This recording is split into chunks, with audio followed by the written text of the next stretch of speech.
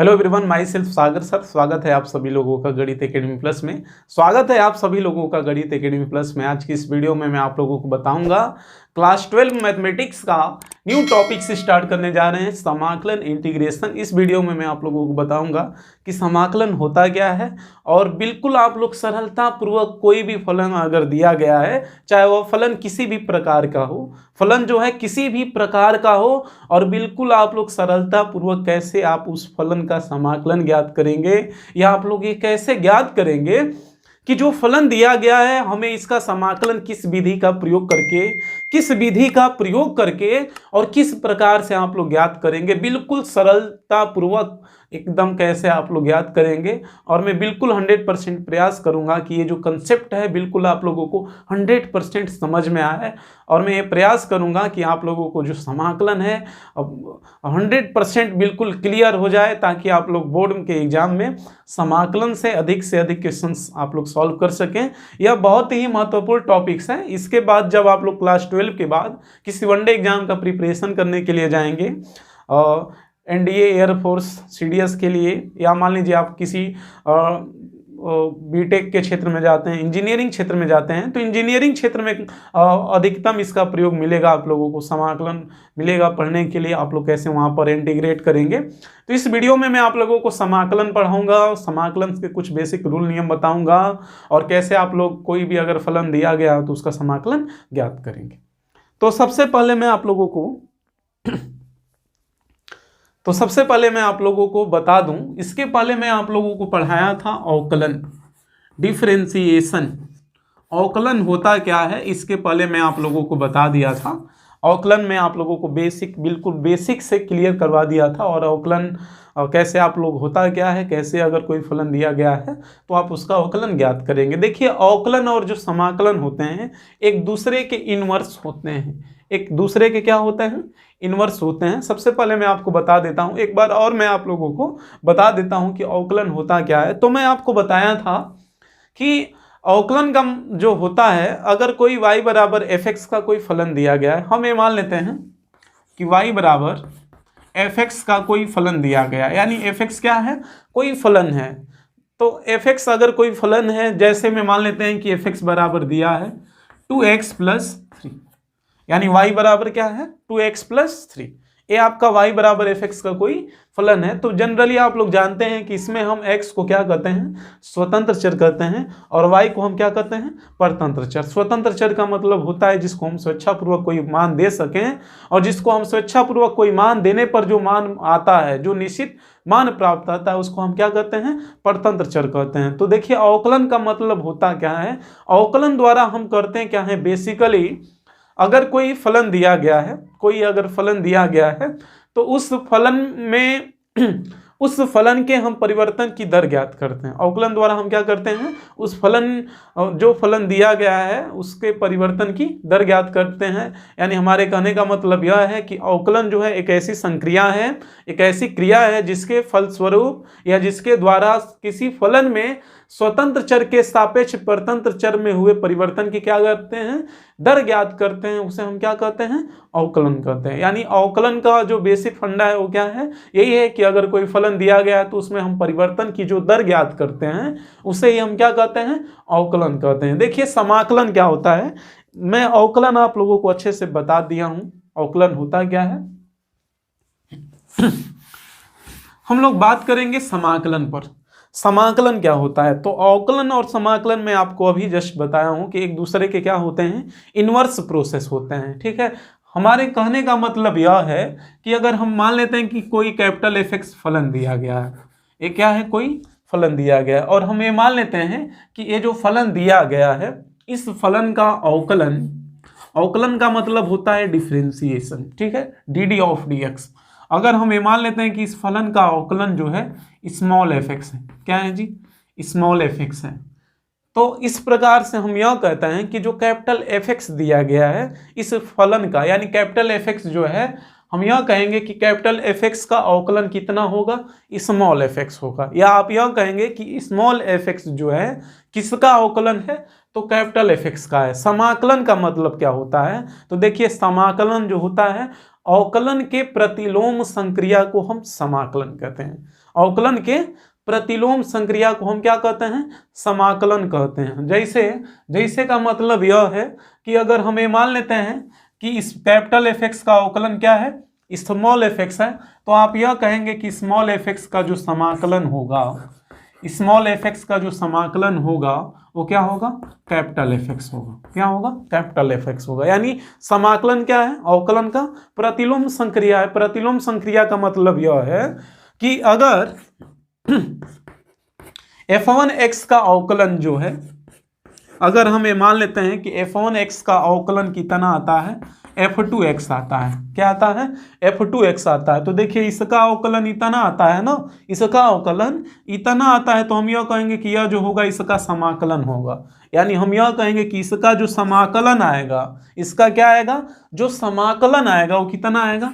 f1x आएगा। यानी हम यह कहेंगे कि f2x dx का जो समाकलन आएगा वो कितना आएगा जी? f1x आएगा। इसे हम समाकलन का चिन्ह कहते हैं। ठीक है, इसको हम इंटीग्रेशन का चिन्ह कहते हैं। और dx का मतलब यह होता है कि ये जो फलन दिया गया है इसका x के सापेक्ष समाकलन। dx का मतलब क्या होता है कि इस फलन का x के सापेक्ष समाकलन। एक चीज और मैं आप लोगों को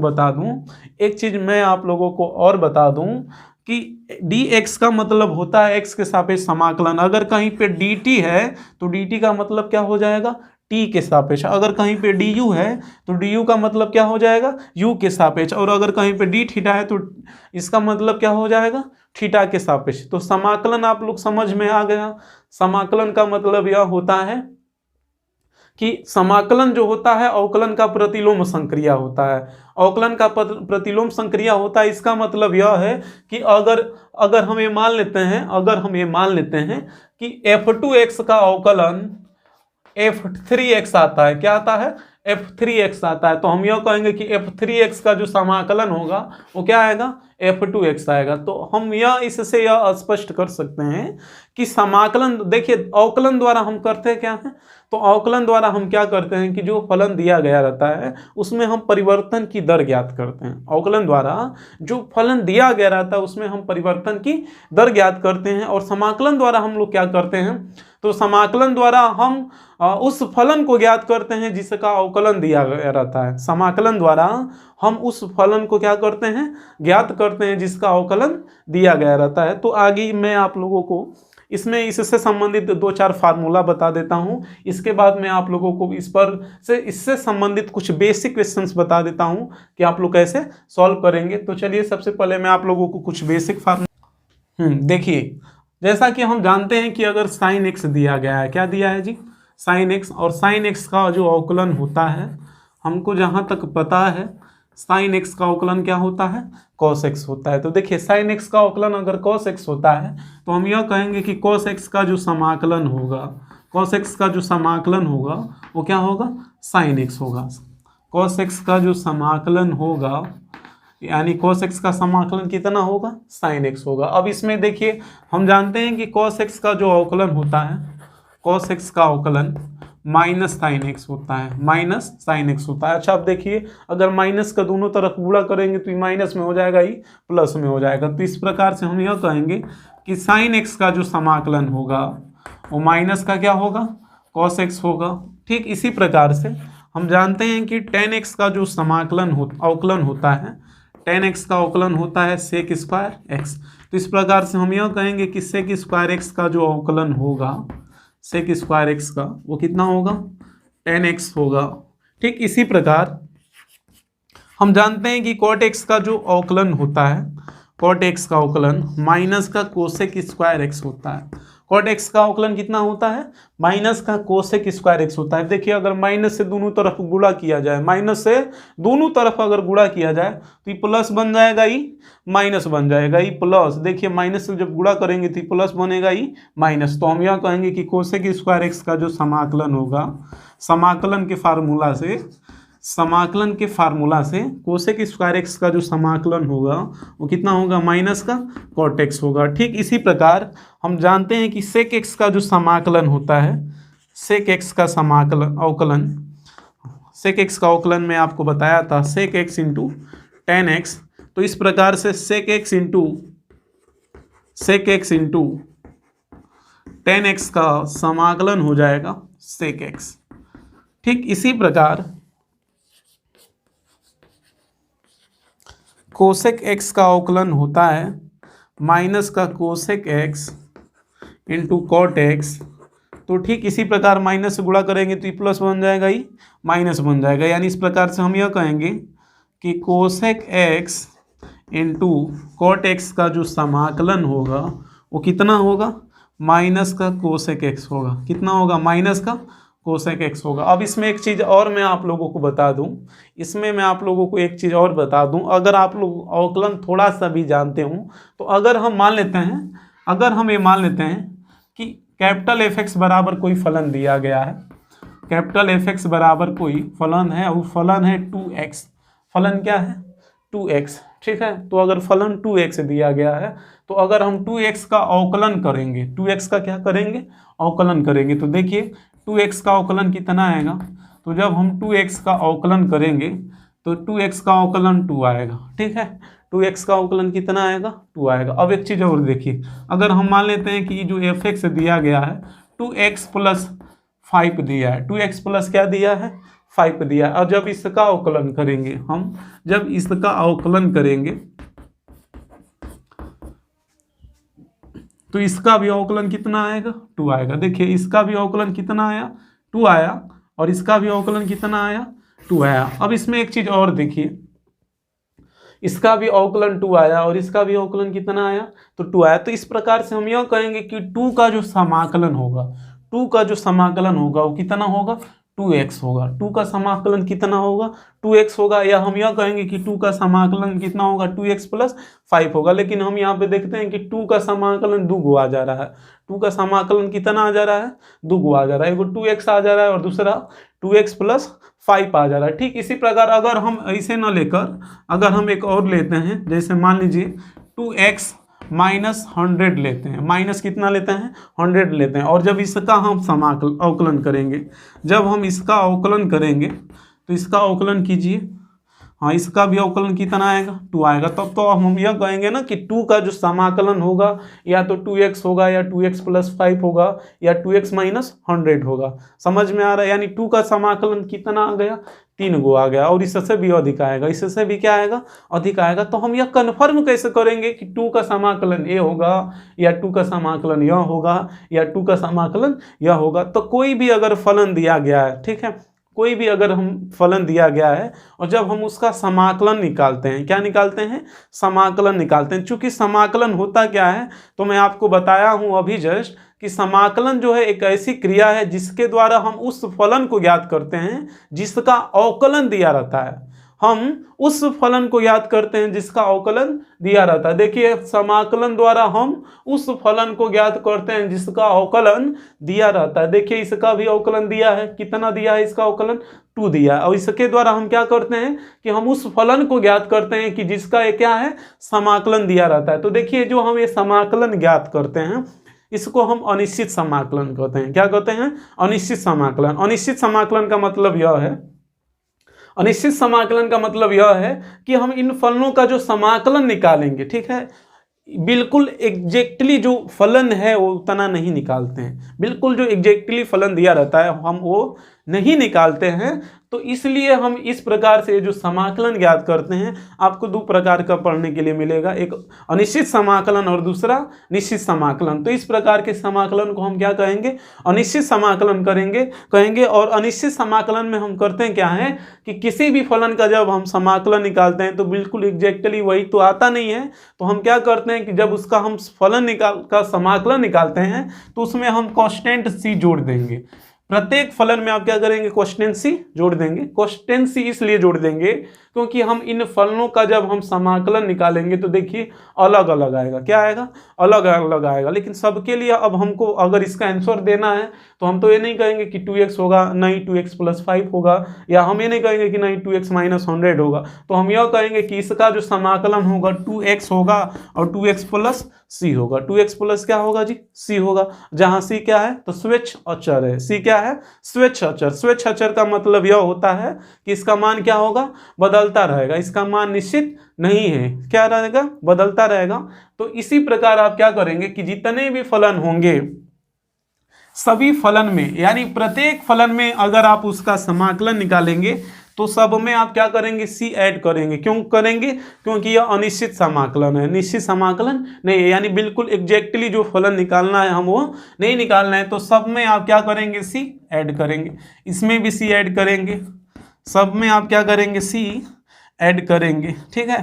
तो इस प्रकार से हम यह कहेंगे कि cos x का समाकलन sin x होगा, और जब इसका समाकलन निकालेंगे तो इसमें c क्या करेंगे, ऐड करेंगे। यानी प्रत्येक फलन में आप क्या करेंगे, प्रत्येक फलन में आप क्या करेंगे, सी को ऐड करेंगे। अब इसके बाद कुछ और भी फलन है चरघातांकी टाइप्स के हैं। चरघातांकी टाइप्स का मतलब e के पावर x टाइप का। देखिए, हाँ देखिए, e के पावर x का जो अवकलन होता है, हम जानते हैं कि e के पावर क्या होता है, x होता है। e के पावर x का अवकलन कितना होता है, e के पावर x होता है। तो हम यह कहेंगे कि e के पावर x का जो समाकलन होगा, e के पावर x का, e का पावर क्या होगा, x ही होगा, ठीक है। ठीक इसी प्रकार a के पावर x का जो अवकलन होता है, a के पावर x का अवकलन होता है a का power x into log base e ये होता है। तो हम यह कहेंगे कि इसका जो अवकलन होगा, देखिए हम यह कहेंगे कि इसका जो समाकलन होगा वो कितना होगा, ax होगा। लेकिन यहाँ पर a है क्या, यहाँ पर a क्या है, अचर है, a क्या है, अचर है। अचर का मतलब जैसे 3 का पावर x, ठीक है। और हम आपसे यह कहें कि इसका अवकलन बताइए, तो इसका अवकलन आप लोग जानते हैं कि 3 का पावर x लॉग 3 होगा, समझ में आ रहा है। या अगर हम आपसे कहें कि 5 का पावर x का अवकलन बताइए, तो इसका अवकलन कितना होगा, तो 5 का पावर x इंटू लॉग 5 होगा। तो ठीक देखिए, अगर हमें समाकलन में कोई इस प्रकार का अचर मिल जाए और हमें उसका समाकलन करना हो, जैसे 6 के पावर x का हमको क्या करना है, समाकलन करना है, तो सबसे पहले हम क्या करेंगे कि a के पावर x का समाकलन देखेंगे। सबसे पहले आप लोग क्या करेंगे कि a के पावर x का समाकलन देखेंगे। तो a के पावर x का समाकलन हम लोग कैसे देखेंगे, तो इसको a का पावर x का देखना है ना। अच्छा देखिए, a के power x into log a का समाकलन कितना आएगा, a का पावर x आएगा, और हमको देखना किसका है, a के पावर x का देखना है। तो इसको पक्षांतर कर देंगे, क्या कर देंगे, पक्षांतर कर देंगे। तो इसको अगर हम पक्षांतर करेंगे तो ये गुणा में है, इधर आएगा तो किस में डिवाइड हो जाएगा, भाग में डिवाइड हो जाएगा। किस में डिवाइड हो जाएगा, भाग में डिवाइड हो जाएगा। भाग में डिवाइड हो जाएगा, इसका मतलब यह है, भाग में डिवाइड हो जाएगा, इसका मतलब यह है कि जब हम पक्षांतर करेंगे तो ये बन जाएगा d of d x a का power x divide by log a. यानी इस प्रकार से हम यह कहेंगे कि इसका अवकलन कितना होगा, ए का पावर एक्स होगा। तो अब इस प्रकार से आप यह कहेंगे कि ए के पावर एक्स का जो समाकलन होगा, हाँ ए के पावर एक्स का समाकलन होगा ए का power x divide by log a plus c. ठीक इसी प्रकार हम लोग जानते हैं कि d of d x log e x का जो अवकलन होता है 1/x होता है, ठीक है। तो इस प्रकार से हम यह कहेंगे कि 1/x का जो अवकलन होगा, समाकलन होगा, वो कितना होगा, log x होगा। यानी 1/x का समाकलन कितना होगा, log x होगा। ठीक इसी प्रकार कुछ इनवर्स वाले फार्मूले होते हैं, जैसे साइन इनवर्स x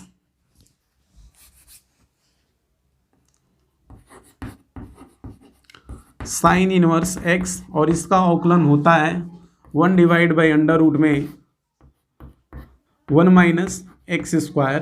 तो इस प्रकार से हम यह कहेंगे कि 1 डिवाइड बाई अंडर रूट में 1 माइनस एक्स स्क्वायर का जो समाकलन होगा वो कितना होगा, साइन इनवर्स x होगा।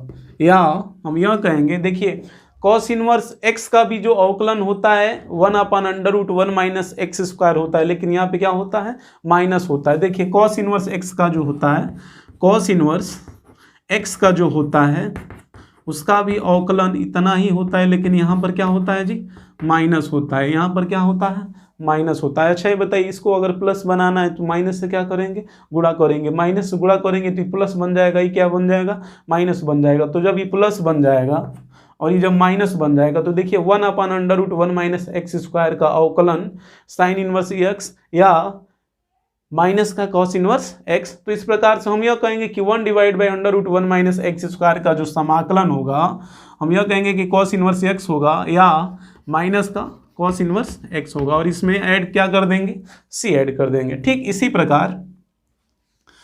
इसी प्रकार आप जानते हैं कि टेन इनवर्स एक्स का अवकलन होता है, टेन इनवर्स एक्स का अवकलन होता है 1 divide by 1 plus x square, 1 divide by 1 plus x square. और आप जानते हैं कि माइनस कॉट इनवर्स एक्स का जो होता है यहाँ पे माइनस होता है, माइनस कॉट इनवर्स एक्स का क्या होता है, ये माइनस में होता है, तो माइनस से गुणा करेंगे तो ये क्या बन जाएगा, माइनस बन जाएगा, यानी कॉट वाला टर्म क्या बन जाएगा, माइनस बन जाएगा। तो इस प्रकार से हम यह कहेंगे कि 1 divide by 1 plus x square का जो समाकलन होगा टेन इनवर्स एक्स या माइनस का कॉट इनवर्स एक्स के क्या होगा, बराबर होगा। ठीक इसी प्रकार हम यह कहेंगे कि देखिए सेक इनवर्स एक्स का जो अवकलन होता है, सेक इनवर्स एक्स का होता है 1 डिवाइड बाई अंडर रूट में एक्स स्क्वायर माइनस 1। तो आप यह कहेंगे कि 1 divide by x under root में एक्स स्क्वायर माइनस 1 का जो समाकलन होगा सेक इनवर्स एक्स या माइनस का कोसेक इनवर्स एक्स के क्या होगा, बराबर होगा, माइनस के कोसेक इनवर्स एक्स के क्या होगा, बराबर होगा। अब इसमें एक चीज़ और मैं आप लोगों को सबसे महत्वपूर्ण फार्मूला एक चीज़ और बच गया है, वो फार्मूला यह है आप लोगों का सबसे महत्वपूर्ण फार्मूला, एक्स के पावर एन का अवकलन। एक्स के पावर एन का जो अवकलन होता है ये होता है एन एक्स का पावर एन माइनस 1। ठीक है, इसका अवकलन इतना होता है। ठीक है, लेकिन अगर हमें एक्स के पावर एन का समाकलन निकालना हो तो हम एक्स के पावर एन का समाकलन कैसे निकालेंगे, किसका समाकलन, एक्स के पावर एन का। हमें एक्स के पावर एन का अगर समाकलन निकालना है तो आप लोग कैसे निकालेंगे, तो सबसे पहले हम देखेंगे कि एक्स के पावर एन जो है किसका अवकलन है, किसका अवकलन है। तो एक्स का पावर एन जो है, एक्स का पावर एन जो है एक्स का power n plus 1 divide by n plus 1 का अवकलन है। ठीक है, जब हम इसका अवकलन करेंगे किसका, एक्स के power n plus 1 divide by n plus 1 का जब आप लोग क्या करेंगे, अवकलन करेंगे, तो फाइनली कितना आएगा, एक्स का पावर एन आएगा। फाइनली कितना आएगा, एक्स का पावर एन आएगा। तो इस प्रकार से हम यह कहेंगे कि एक्स के पावर एन का जो समाकलन होगा वो कितना होगा, एक्स का power n plus 1 divide by n plus 1। अब इसमें एक चीज़ और देखिए, अगर x बराबर अगर हम यहाँ पर लेते हैं -1, अगर x बराबर हम क्या लेंगे, -1 लेंगे, तो x का पावर -1 यानी ये बन जाएगा 1/x। और ऑलरेडी हमें 1/x का समाकलन ज्ञात है, कितना, log x। तो हम यह कहेंगे कि x के पावर n का समाकलन कितना होगा, x का पावर n प्लस 1 होगा डिवाइड बाई n प्लस 1 होगा, लेकिन यहाँ पे n जो होगा इज नॉट इक्वल टू -1 होगा।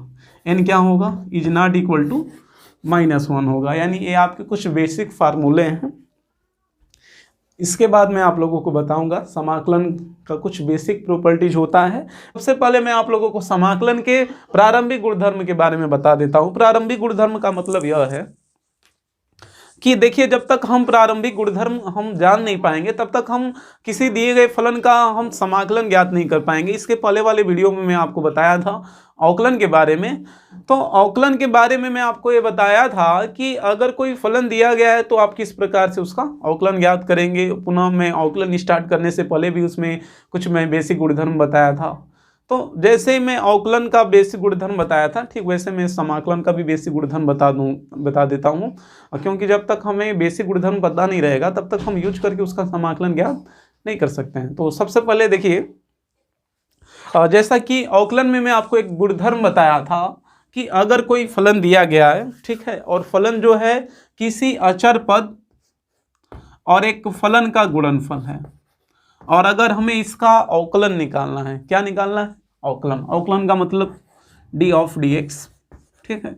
तो आप जानते हैं कि इसका जो अवकलन होता है, अगर कोई फलन है, अचर पद है और फलन का गुणनफल है, तो इसका जो अवकलन होता है अचर पद और फलन के अवकल गुणांक के गुणनफल के क्या होता है, बराबर होता है। तो ठीक इसी प्रकार अगर मान लीजिए समाकलन में अगर हमें समाकलन ज्ञात करना है, किसका ज्ञात करना है समाकलन, तो k इंटू एफ एक्स का अगर हमें समाकलन ज्ञात करना है, k इंटू एफ एक्स का मतलब यह है कि ऐसा फलन दिया गया है जिसमें कोई अचर पद है और फलन का गुणनफल है। तो अचर पद और फलन के गुणनफल का समाकलन आप लोग कैसे ज्ञात करेंगे? तो सबसे पहले हम इसका अवकलन देख लेते हैं, क्योंकि हम यह जानते हैं कि समाकलन जो होता है अवकलन का प्रतिलोम संक्रिया होता है, जिसे हम क्या कहते हैं? समाकलन कहते हैं।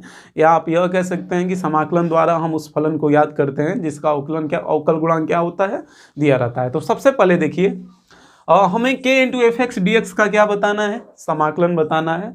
तो इसका हम समाकलन कैसे ज्ञात करेंगे? तो सबसे पहले हम ये मान लेते हैं कि कोई फलन दिया है k into capital F x, और हम ये मान लेते हैं कि इसका जो अवकल गुणांक है, इसका अवकल गुणांक जो होगा k into D of d x F x होगा, यानी ये बराबर हो जाएगा k into small F x. ठीक है, हम यहाँ पे मान लेते हैं कि माना D of d x capital F x का अवकलन कितना है जी? स्मॉल एफ एक्स है। और हमें मान लेते हैं कि स्मॉल एफ एक्स का समाकलन कितना है जी? Capital F x. ठीक है, इस स्मॉल एफ एक्स का समाकलन कितना है जी? कैपिटल एफ एक्स है। ठीक है, तो आप जानते हैं कि k into F x D x का हमें समाकलन बताना है। तो हम यह जानते हैं कि k इंटू इस capital F x D x का अवकल गुणांक कितना होता है? k into small F x होता है। तो हम यह कहेंगे कि इसका जो समाकलन होगा ना, इसके बराबर होगा। देखिए समाकलन की परिभाषा से हम यह कह सकते हैं ना कि k इंटू एफ एक्स अगर इसका अगर अवकलन इतना आता है, अवकल गुणांक इतना आता है, हमने ये मान लिया कि इसका अवकल गुणांक क्या है? इतना है। ठीक है, तो अगर इसका अवकल गुणांक इतना आता है तो हम यह कहेंगे कि इसका जो समाकलन आएगा वो कितना आएगा? इसके बराबर आएगा। यानी हम यह कहेंगे कि k into F x D x का जो समाकलन आएगा कितना आएगा? k into capital F x आएगा। अब देखिए कैपिटल एफ एक्स को हम क्या लिख सकते हैं? तो कैपिटल एफ एक्स को हम लिख सकते हैं k into integration small F x D x. क्या लिख सकते हैं? Small F x D x.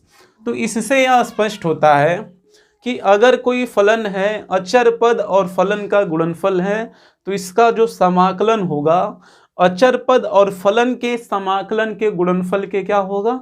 बराबर होगा। देखिए अगर कोई फलन है, फलन कैसा है? तो फलन जो है अचर पद और फलन का गुणनफल है, तो उसका जो समाकलन होगा अचर पद और फलन के समाकलन के गुणनफल के क्या होगा? बराबर होगा। जैसे में अगर हम एक छोटा सा क्वेश्चन लेते हैं, छोटा सा एक बिल्कुल क्वेश्चन लेते हैं 3 sin x, और हमें इसका समाकलन बताना है। 3 sin x का क्या बताना है? समाकलन बताना है। तो आप इसको लिख सकते हैं 3 इंटू साइन एक्स का समाकलन। ठीक है, इसलिए लिख सकते हैं क्योंकि यह समाकलन का गुणधर्म होता है। समाकलन के गुणधर्म से हम कह सकते हैं कि 3 sin x का जो समाकलन होगा 3 into sine x D x के समाकलन के बराबर होगा। और आप जानते हैं कि sin x का जो समाकलन होता है माइनस का cos x होता है, तो ये फाइनली हो जाएगा 3 इंटू माइनस का cos x प्लस c, यानी फाइनली हो जाएगा माइनस का 3 cos x प्लस। अब ये तो फर्स्ट प्रॉपर्टीज था, सेकंड प्रॉपर्टीज देखते हैं। सेकंड प्रॉपर्टीज यह है कि यदि दो फलन है या दो से अधिक है योगफल या अंतर के रूप में हो, तो उनका समाकलन हम लोग कैसे ज्ञात करेंगे। नेक्स्ट देखते हैं, next properties.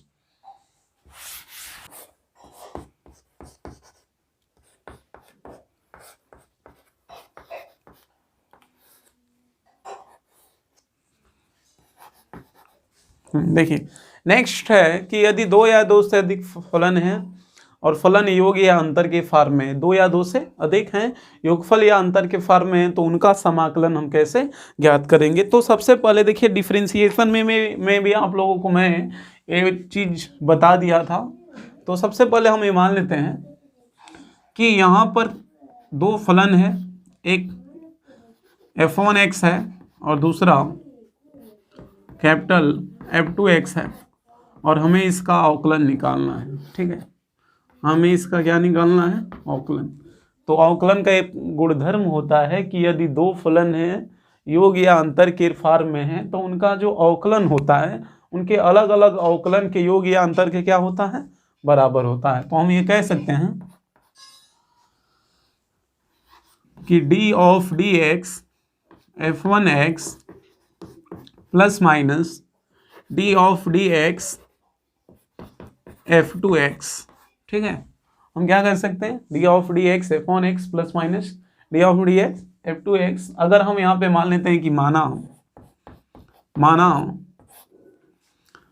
f1x dx is differentiation small fx and f2x d of dx small f2x। ठीक है, क्या मान लेते हैं, स्मॉल f2x। पुनः माना f1x, हाँ देखिए यहीं से देखिए, अगर हमने माना कि f1x का डिफरेंशिएशन कितना है, f1x है और कैपिटल F2x का डिफरेंशिएशन कितना है, F2x है। तो इस प्रकार से हम यह कहेंगे कि इनका जो इंटीग्रेशन होगा, इनका इंटीग्रेशन कितना होगा, कैपिटल f1x होगा, F2x होगा। ठीक है, तो अगर हम इस चीज़ को जो है, इस चीज़ को देखिए, सबसे पहले अगर हमने यहाँ पे माना है तो इसको हम क्या लिख सकते हैं, इसका हमने डिफरेंशिएशन यहाँ पे हमने माना था, आप देख सकते हैं हमने इसका डिफरेंशिएशन यहाँ पे माना था f1x प्लस माइनस f2x। ठीक है, तो हम ये कह सकते हैं कि f1x प्लस माइनस f2x का जो समाकलन होगा वो कितना होगा, तो capital f1x plus minus capital f2x के क्या होगा, बराबर होगा। ठीक है, तो हम इसको ऐसे लिख सकते हैं, इस चीज़ को हम ऐसे लिख सकते हैं, क्या लिख सकते हैं, हम यह लिख सकते हैं इसका समाकलन लिख सकते हैं f1x प्लस माइनस f2x। अब देखिए f1x को हम क्या लिख सकते हैं, तो f1x को हम लिख सकते हैं, f1x को हम ये लिख सकते हैं, f1x को हमने यहाँ पे माना था कि f1x का डिफरेंशिएशन कितना है, स्मॉल f1x है। ठीक है, तो हम इसे लिख सकते हैं, चूँकि हम यहाँ पे f1x प्लस माइनस f2x लिखे हैं। ठीक है, हम यहाँ पे अगर ये मान लेते हैं कि पुनः माना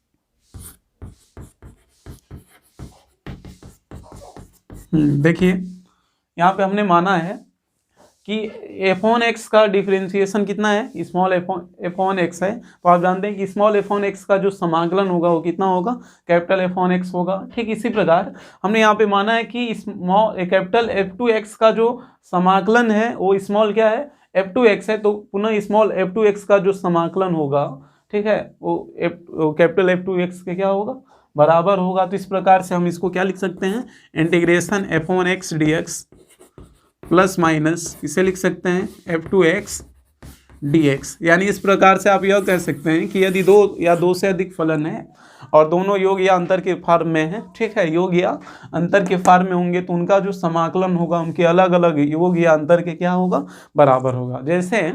जैसे में अगर एक छोटा सा क्वेश्चन लेते हैं, integration sine x plus minus, या मान लेते हैं साइन एक्स न देखकर ऐसे दिया है x plus sine x D x. तो हम इसे लिख सकते हैं x D x plus sine x D x. अब देखिए x का समाकलन, चूँकि इसके पहले मैं आपको बताया था x के पावर n का समाकलन, x के पावर n का समाकलन होता है x का power n plus 1 divide by n plus 1, जहाँ n is not equal to -1। तो यहाँ पे n कितना है, n अगर देखा जाए तो 1 है। तो अगर हम x के पावर 1 का समाकलन करेंगे तो आएगा x का power 1 plus 1 divide by 1 plus 1 plus sign x का समाकलन होता है माइनस का कॉस x प्लस सी, यानी फाइनली इसको जब सरल करेंगे तो ये आएगा x का power 2 divide by 2 minus cos x plus c. तो कुछ इस प्रकार से हम क्या करेंगे, इसका सॉल्व करेंगे।